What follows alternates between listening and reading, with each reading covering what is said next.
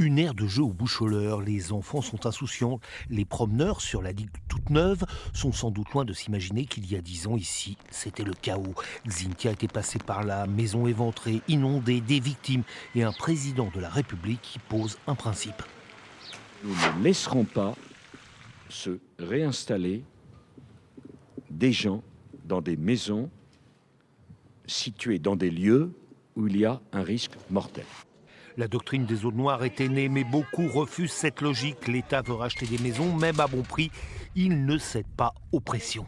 Je me suis dit, bon, alors est-ce qu'il faut que je vende, qu'on vende ou quoi Et puis après, je me suis dit, pour aller où?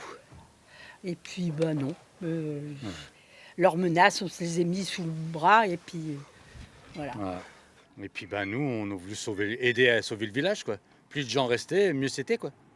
Alors, puis en plus, nous, on n'a pas eu tant d'eau que ça. On a eu, dans la maison, on a eu une douzaine de centimètres. Des commerces aussi sont menacés, ils résistent.